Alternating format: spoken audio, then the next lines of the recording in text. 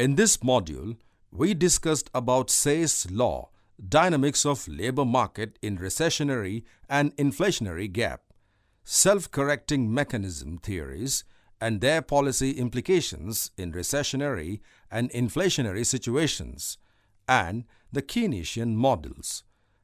This was the last of the aggregate demand and aggregate supply series. At first, the Say's law was discussed in its simplest version.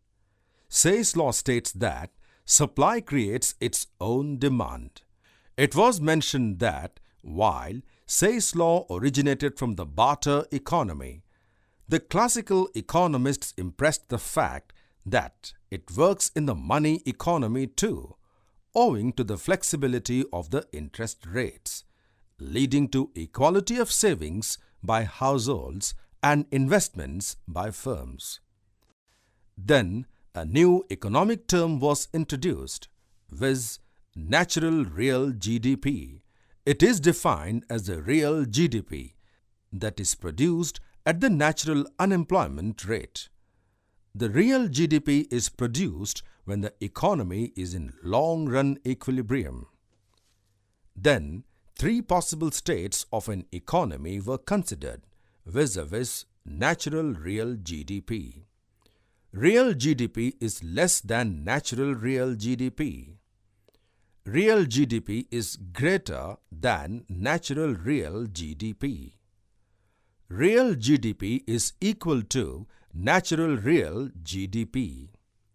Then, the dynamics of labor market in recessionary, inflationary, and long-run equilibrium situations were discussed. Another key term, natural rate of unemployment, was defined that measures the unemployment rate that exists when the economy produces natural real GDP. Then, all dynamics of labor market in relation with economy is summarized in a table. Then, theories were discussed of certain economists, classical, neoclassical, and monetarist economists, around how the self-regulating mechanisms operates in different situations to restore the long-term equilibrium. How self-regulating economy corrects a recessionary situation. How self-regulating economy corrects an inflationary situation. It was mentioned that these economists advocate a macroeconomic policy of laissez-faire or non-interference, in which the government does not have an economic management role to play. Then, the effect of shifts in aggregate demand in a self-regulating economy was discussed. Then, the Keynesian view propagated by Mr. John Maynard Keynes was discussed, who suggested that the self-correcting mechanism may not work in certain situations, especially in downturns.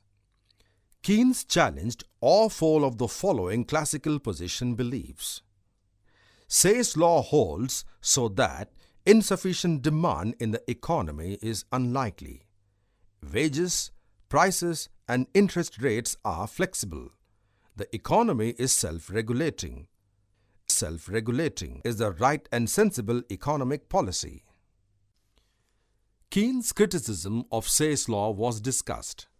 Keynes' view was that the proposition of the self-regulating economists of additional savings automatically leading to additional investments through adjustments in interest rates, thereby not impacting the equilibrium situation, was fallacious, and that in times of Great Depression, the investments may not add up to the extent the savings add up. Keynes believed that while the interest rate is important in determining the level of investment, other variables such as the expected rate of profit on investment in those times are equally, if not more important, in scenarios where the business expectations are pessimistic. Much investment is unlikely, regardless of how low the interest rate is. Then, The Keynes view on wage rates was discussed. Keynes contradicted the classical view that in a scenario where the unemployment rate in the economy is greater than the natural unemployment rate, the wage rates will fall. This was relevant in the recessionary state of the economy. Keynes believed that this may not be true and that the employees will naturally resist an employer's efforts to cut wages. The labor unions may resist wage cuts, and that only government interventions, contrary to the laissez-faire policy proposed by classical economists, would help in restoring the equilibrium. The differences in approaches between classical and Keynesian economists was discussed.